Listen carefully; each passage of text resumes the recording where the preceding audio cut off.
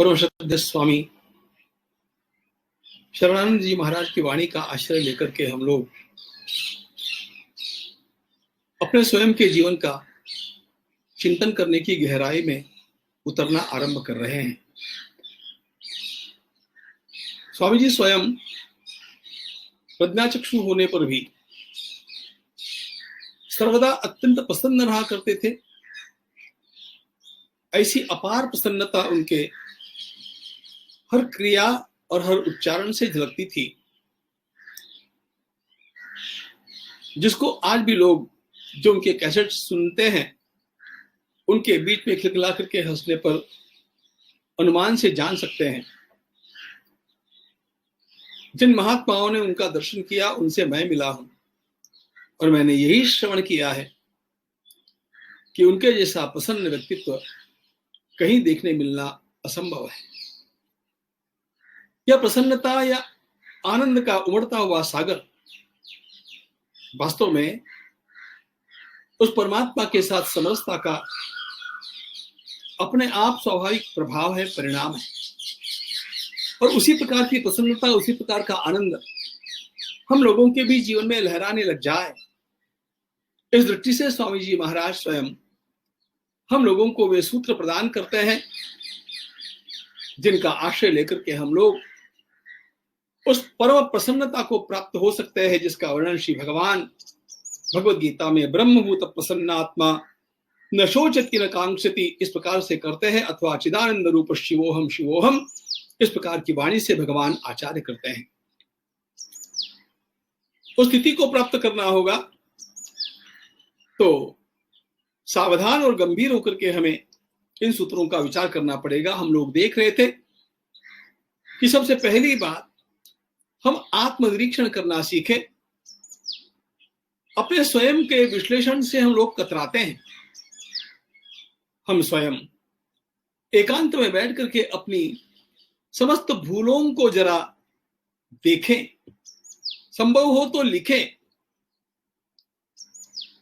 अब एक बात तो है, कल ही मुझे एक किसी का संदेश आया था कि महाराज भूलों को जब हम भूल समझेंगे ही नहीं तब क्या होगा। ध्यान में ये लेना चाहिए कि आत्मविश्लेषण करते समय, आत्मनिरीक्षण करते समय हम अपनी स्वयं की समझदारी से केवल नहीं कर सकते हैं।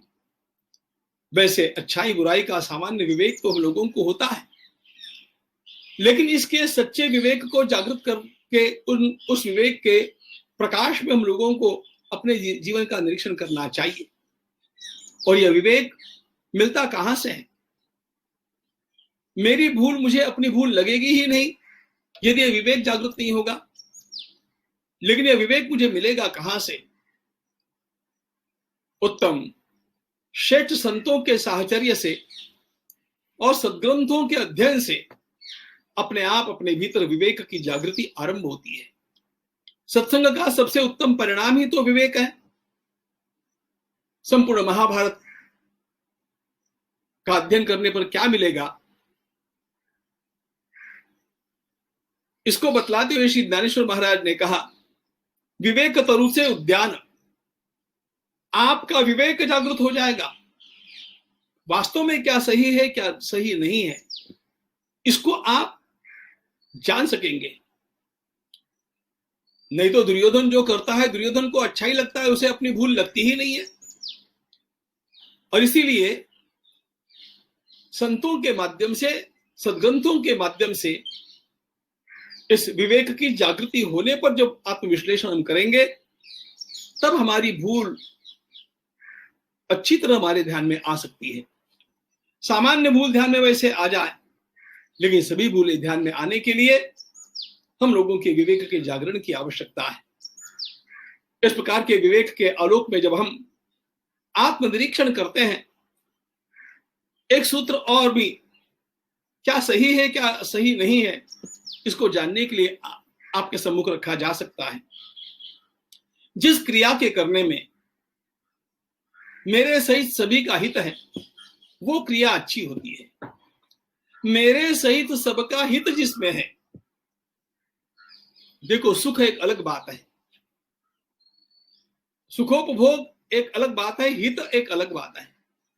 मेरा भी कल्याण हो और सभी का कल्याण हो, ऐसी कोई भी क्रिया सही ही होती है। तो इस प्रकार से अन्यान्य बातों को जान करके विवेक के आलोक में जब हम किसी भूल को भूल के रूप में जान लेते हैं, हमारा प्रथम कर्तव्य अब यह बन जाता है कि हम अपने अंतःकरण से उस भूल के त्याग का व्रत ग्रहण करें। केवल भूल को त्यागे ऐसा नहीं कहा है महाराज ने, वे कहते हैं भूल को त्यागने का व्रत ग्रहण करें। हम जब किसी बात को व्रत के रूप में लेते हैं तो फिर एक भी बार उसमें स्खलन हम मान्य नहीं करते हैं। एकादशी का व्रत मैं कर रहा हूं और बड़ी अच्छी पकौड़ी लगी और एक आध बार मैंने एक ही खा ली तो एकादशी का व्रत तो गया।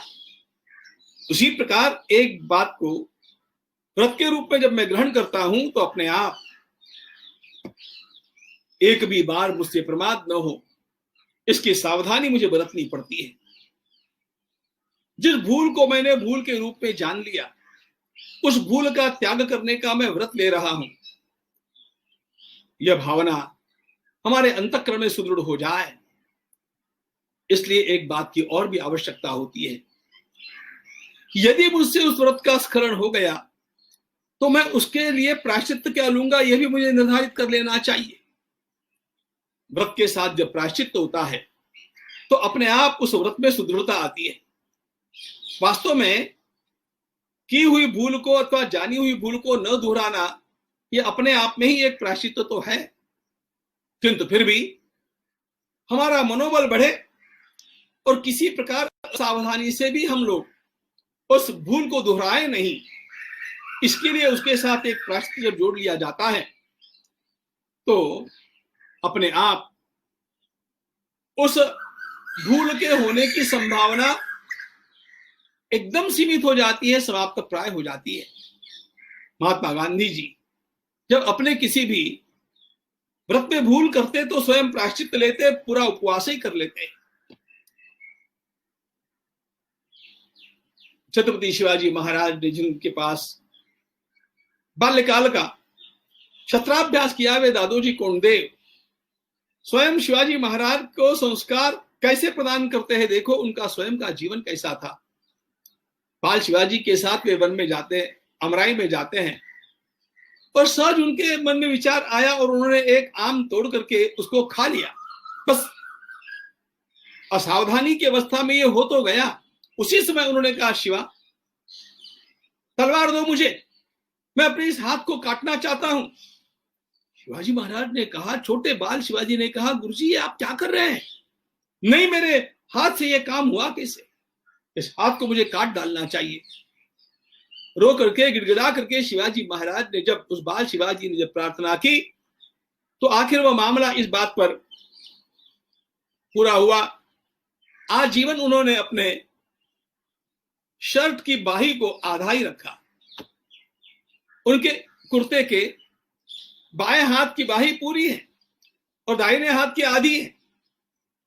निरंतर भान मुझे होना चाहिए कि मैंने एक प्रमाद किया। इस प्रकार का जीवन, इस प्रकार का आदर्श जीवन जीने वालों की बात है। देवर्षि नारद जी ने पांडवों को एक व्रत दिया कि द्रौपदी पांचों की पत्नी तो है, लेकिन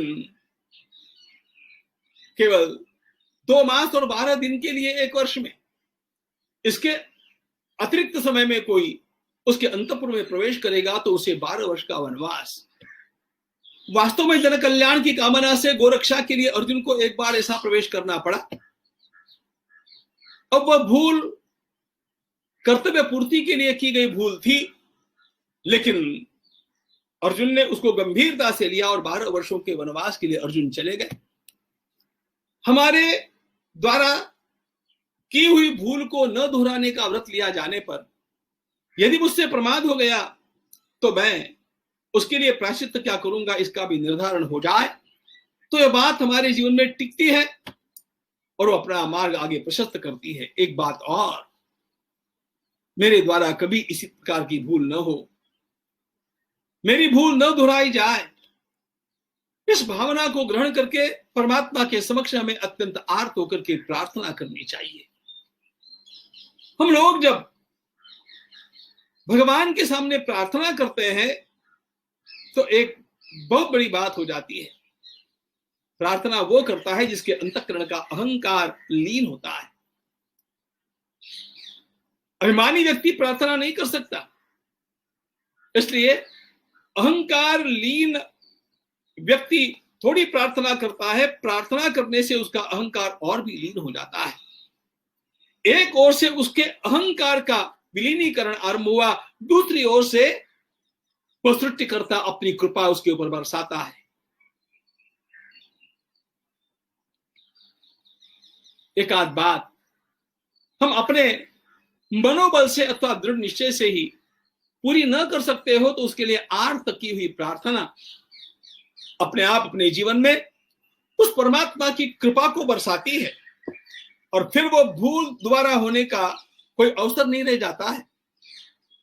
देखो, जीवन में भूले हुई उन भूलों से डरने की आवश्यकता नहीं है। जो हो गया वो हो गया, लेकिन जो हो गया उसको मैं दोहराऊं नहीं। हमने पढ़ा था कि भूल होना तो मानव स्वभाव है, तो अर्थ इज ह्यूमन। मनुष्य भूल कर लेता है, लेकिन जानी हुई भूल को बार बार दोहराना यह अविवेक का परिणाम है। और इसलिए मैं भूल को दोहराऊं नहीं। मैं जिस भूल को जान चुका हूं उस भूल को पूरी तरह त्याग दूं।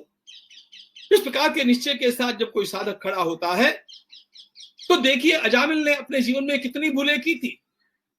असाधारण भूलें करने वाला है अजामिल।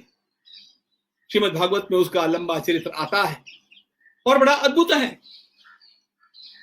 अत्यंत भयंकर भूलें करने वाला, जीवन भर पाप कर्म करते रहने वाला अजामिल भी जब एक दिन thus far and no further, आज से मैं अपने जीवन को बदल रहा हूं इस प्रकार का निश्चय करके और पाप का त्याग कर देता है, भूल को जीवन में कभी दोहराता नहीं और आर्त होकर के नारायण की प्रार्थना करता है, तुम्हारे धर्म ग्रंथ हमारा श्रीमद् भागवत साक्षी है।